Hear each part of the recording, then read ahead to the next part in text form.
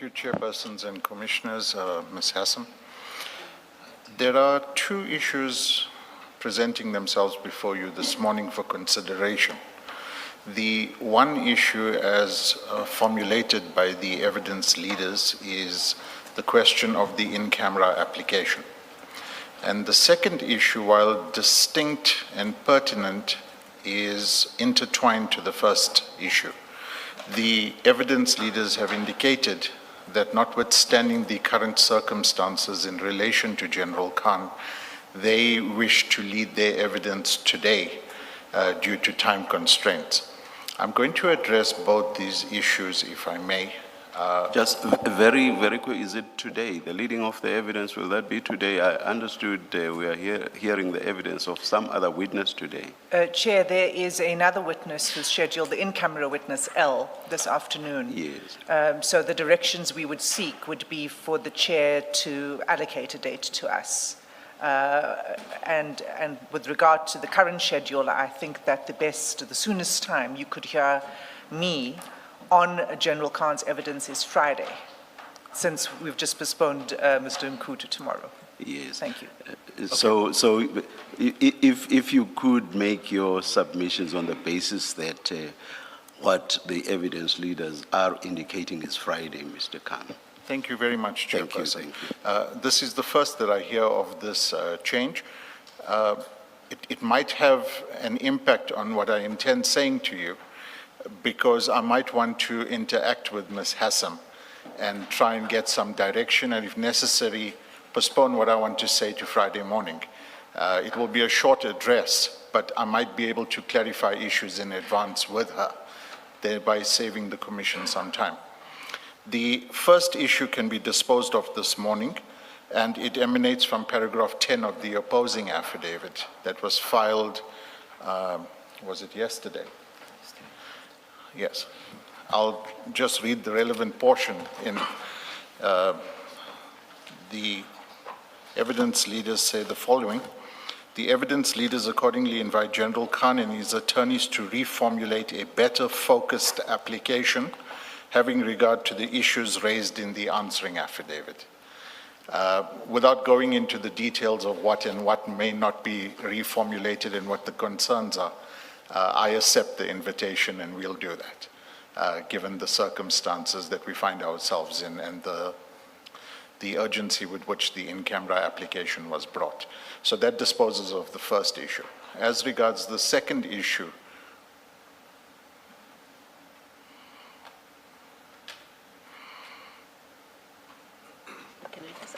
Mr. Khan, what is the first issue that you say is now disposed of after you read from the answering affidavit? That is our General Khan's application for an in-camera hearing, which was delivered on Sunday before the unfortunate incident. So the evidence leaders yesterday delivered an opposing affidavit, but it is a qualified opposing affidavit where they concede that there are potentially certain matters that may be sensitive and requiring considerations of in-camera application. But they, however, raise certain points in relation to the terms of reference and specifically what should be in camera as opposed to a blanket in-camera application. So, reading from what they say in their opposing affidavit, we accept the invitation that we better formulate what it is exactly that we want in camera, because we have made the concession that not everything ought to be in camera. There are other considerations emanating from this as well, which we've communicated to them, and we don't need to detain you with, but there might be a need for IDAC to comment on certain things that we wish to say. So it's a work in progress at this stage, and because of General Khan being indisposed, we believe that we can do a better job and present this application better considered by both legal teams before you. Will this constitute, or is what is still to be filed, a supplemented affidavit, the application remaining the same? Yes, absolutely. All right. Subject to the proviso that despite what is floating around in the media and doesn't bother us too much, that General Khan is actually unconscious, sedated, and we haven't been able to get access to him for purposes of further instructions in relation to this. So obviously the supplementary affidavit will arrive as and when we are able to present it.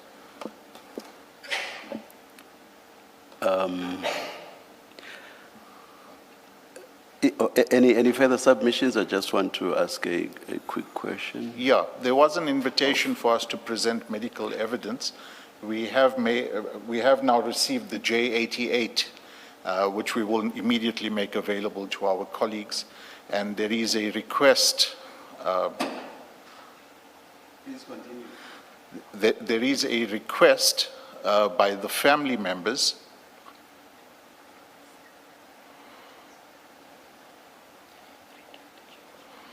Yes, Mr. Khan. Yeah, it's a redacted J88.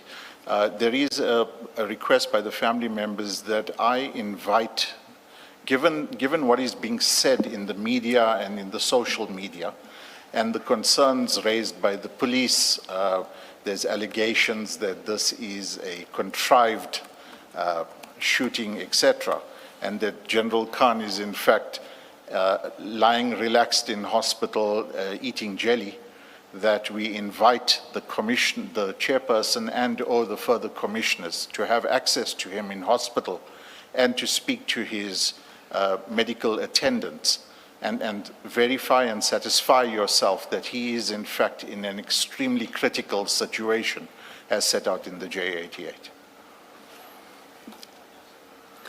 Morning, Mr. Khan. Good morning, Commissioner. It's just not clear to me what you want us to do with the current application. Do you want it to be postponed sine die while you supplement? Absolutely. And the idea, as I understand it, is that you are going to specify what you are referring to in prayer 2, because as it currently stands, it's too wide. So the idea is that you will specify it in line with the invitation in paragraph 10 of the answering affidavit. Absolutely, it's that. So the current application as it stands will be postponed sine die. Correct. And then the second issue, it doesn't affect this application because the application was about Mr. Khan himself giving evidence in camera and not what the evidence leaders intend to do on Friday. But you say you need time to discuss with Advocate Hassim so that you have clarity in terms of what is it exactly they intend to do on Friday. Yes. Have I understood you correctly? Yes, if we are able to come to some agreement on what happens on Friday, great. But if we're not, then we would like to obviously address you further on Friday morning as to how the procedure unfolds. All right. Thank you. By when will this, let me just loosely call it a supplement, by when will that be filed? Chairperson, Advocate Khan, as I've indicated, is General Khan. General. Sorry. This, I noticed yesterday that the media indicated that I'm General Khan's younger brother, which I'm not. So, yes, General Khan. Both my attorney and I have had access to General Khan. He's not verbal at the moment. He is sedated. He's got tubes coming out of his mouth, abdomen. His doctors have restrained the number of visitors that he may receive. I've brought photographic evidence for the commissioners.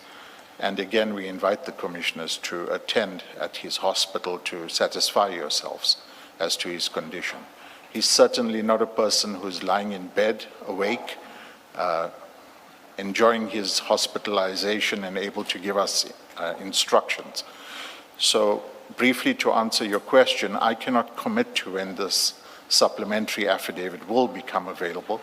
Of course, this supplementary affidavit talks to his ability to testify. So if he's unable to testify, if he's unable to commission a supplementary affidavit, he's most certainly unable to testify. So they go hand in hand.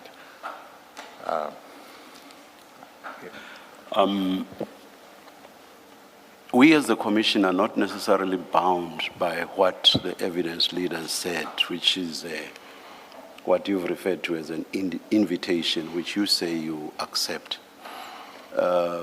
Nothing stops us if we were so minded. I'm not saying that we are. But nothing stops us from dismissing the application outright on the basis, for example, of vagueness. And I must tell you outright that I feel that the application is very vague. For example, I have no idea altogether whether what General Khan is asking for is only for evidence relating to the Eratin bust to be aired publicly. So I don't know whether that is what he is saying. All that can be heard publicly is Eratin and nothing more. If that is the case, the affidavit does not explain why everything else is out of bounds in terms of being aired publicly. There's nothing there altogether.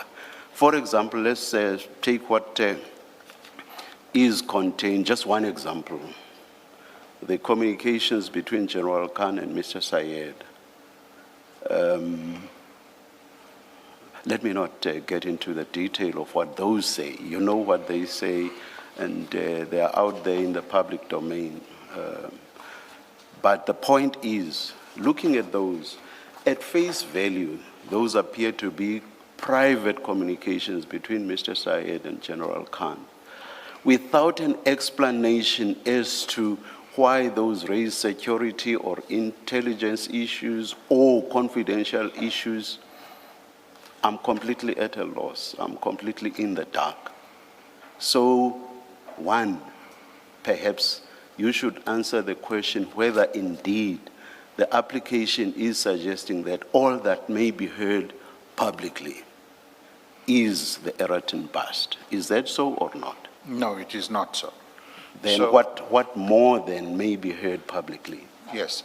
So, of course, Chairperson, the application must be viewed in its correct context. And part of the context, and I do not wish to detain you more than is necessary, part of the context is that as late as last week, we received something like 370,000 line items of WhatsApp messages. Yes. The evidence leaders in their affidavit seem to intimate, well, it's your WhatsApp messages, you should know about it. There are considerations such as the authenticity of the messages, whether they are altered, we don't know, whether they have been, whether the chain of command has been retained, we don't know. We've invited access, and these are all the events before Sunday night. We've invited supervised access to the devices. That has not been forthcoming. So we have considerations, and my attorney's done a calculation, surprisingly, that if we were to spend 10 seconds reading each WhatsApp message, it'll take us about 200 days to get through all of them. So in that light, we ask for the indulgence that we have the opportunity, and the evidence leaders have, for all intents and purposes, acknowledged this, that we be given the opportunity in the fullness of time to better formulate this application and to allow us the opportunity to place full information before the Commission. Suffice to say, as late as this weekend, we received another 11,000 pages of bank statements with the explanation that, well, it's your bank statements, you should know what's in it. We, of course, need to go through this, and because we are now hamstrung, there is an amount of delay. We asked the Commission, and correctly so you have pointed out, that you are not bound by what the evidence leaders say. We ask you for that indulgence, given the extraordinary circumstances that we are faced with presently.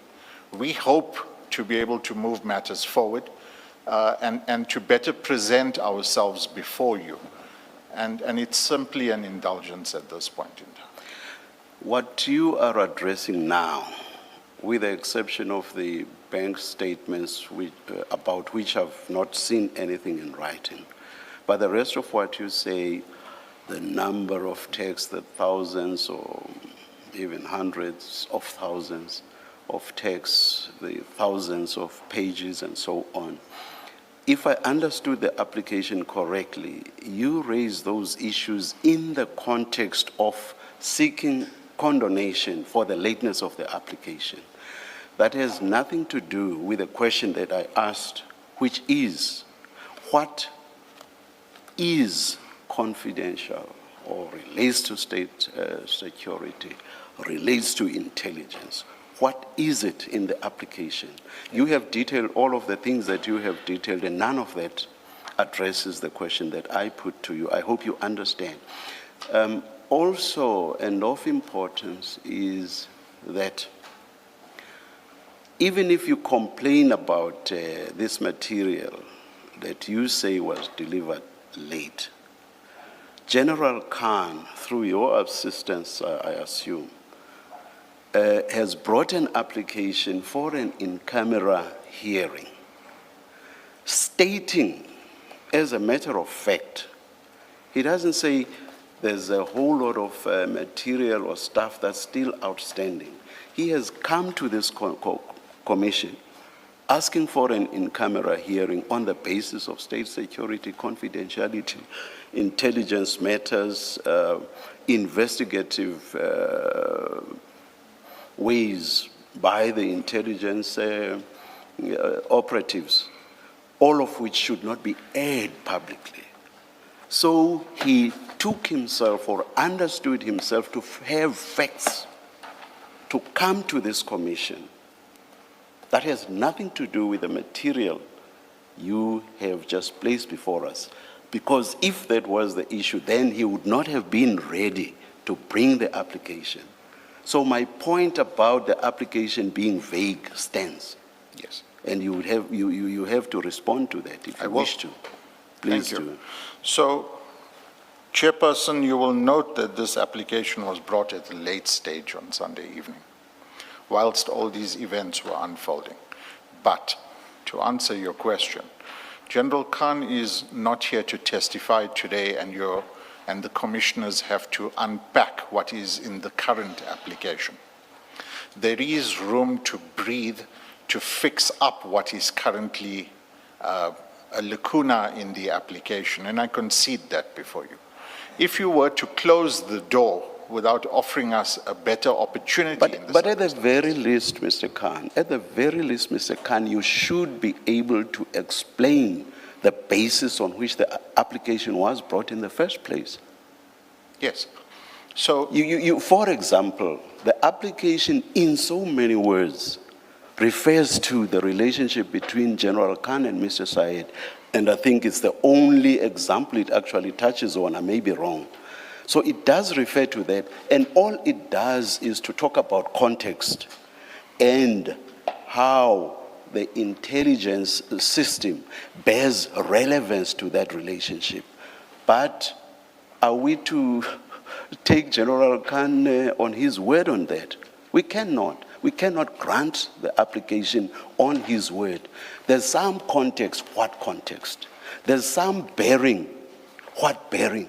We are completely in the dark. We cannot grant an application like that. So it's on that basis that I say, why did General Khan come before us? At that stage, he was well. He had not been shot.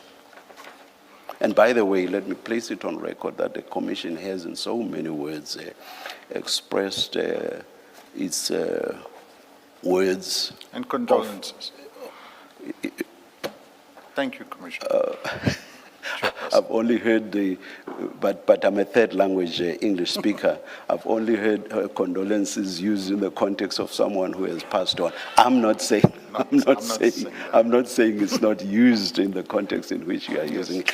But you are quite right. We have, as a commission, expressed those words. But the point I'm making is, at the time this application was crafted and brought, he was well. No question there. So I have difficulty understanding the basis on which the application was brought in the first place. Serious difficulty with that. Yes. That there has now been an offer which General Khan, through you, is grabbing is something else altogether. Was there an application before us in the first place? If there was, on what basis was it brought before us? So Because I mean, I have said it's vague. I could actually go further and say it's hopeless. From where I'm sitting, it's hopeless. So, Chairperson, we are faced with the following situation. This application was brought on Sunday. On Monday, the evidence leaders conditionally opposed this application. There isn't even a replying affidavit before you at this stage because of circumstances. Now, the basis, and I don't wish to argue the matter fully, the basis of the claim for an in-camera application is set out under certain headings in the application. The evidence leaders have come back and said it's not sufficient, we want more clarity. That could very well, in the fullness of time, come in the replying affidavit, which should not be new because it talks to the headings. But to answer your question, what's the basis, why at the late stage? And I understand your question. This matter has been unfolding for some time. It is on the back of further evidence that is being presented at the Commission. There are circumstances that are set out in the affidavits in the High Court application. So there are a lot of moving parts in this matter that remain moving. One may look in the crystal ball and say, yes, you should have brought this application at an earlier stage. One may criticize the legal team, but the reality of the matter is that we have... I am not raising any of those. I'm raising a different point, but please continue with your response. I am submitting to you, Chairperson and Commissioners, that there would be no prejudice or harm affording this application to become ripe and then considering it as opposed to dismissing it summarily at this stage without a replying affidavit and without a full opportunity to place more information before the Commission. So it's an indulgence that we seek. Your powers are wide, and there we find ourselves. So do I understand you to be saying you have no answer to my question? Because even up to this point, you have not answered my question. Do I understand you to be saying you have no answer and that perhaps everything will become clearer once what you call a replying affidavit has been filed? But as to the basis of bringing the application that is now before us, you are not able to give an answer to the question that I asked. I did not hear a direct answer to that question. I've heard everything else you have said in this regard. May I have an opportunity? Yes.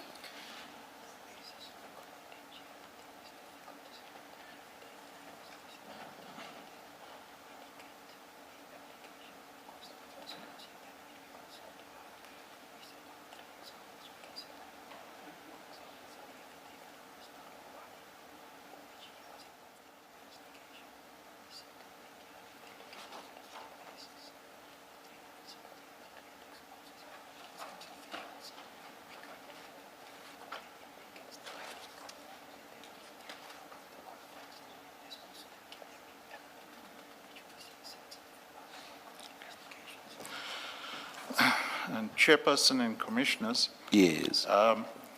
I'm limited in my ability to go into the individual line items of what's set out in the founding affidavit. Yes. Because the evidence leaders yesterday suggested certain reductions before they present these affidavits to the media, inviting them to decide whether the media wants to oppose this application. Of course, if I am to address you on the line items at this point in time, then it frustrates that process. The Commission would have noticed that we have set out certain headings in relation to certain investigations that implicate other people, other events, other transactions. I don't want to go into them at this point in time, but we seek the opportunity to go into them. I've heard what your understanding is. I've heard your criticism of the application, and I really find myself in a position where I don't want to testify. But at the same time, I wish to say that we can better clarify the information for the Commission, and there is an ability to clarify the information. Just one last point, perhaps before Commissioner Baloyi raises a point she wants to raise. As a commission, we are not a court of law, but this is a judicial commission of inquiry, and so some of the laws, even procedural matters applicable to courts may well apply to us as well. Where am I going with this? Are you proposing making out a case in reply, which you would not be able to do if this were a court of law? So are you proposing to make out a case in reply? If so, can you do that? So I answer that on two bases. The short answer is obviously no. We all know that as lawyers. But making out a case and introducing the facts for the first time in reply is what we would consider making out the case. Further addressing and elucidating what is under the headings that have now been redacted is certainly not making out a new case. Those, if you say, what you are saying now, you just prefaced by saying, if you introduce new facts, you would be making out a case in reply, elucidating on points which on their own or in and of themselves do not make out a case, and then you elucidate. Those would still be facts, and those would be facts that make out a case in reply. So I don't quite get the distinction that you are making. So if I may get to the second submission that I wanted to make, and then I'll come back to the first one that you raised. Of course, there are very limited bases on which I may attack your terms of reference, which are wide in and by themselves. And But you would have to take the president to court in that regard. But fairness is a central theme. It isn't one that we can get away from, particularly given the current circumstances, where my indulgence lies.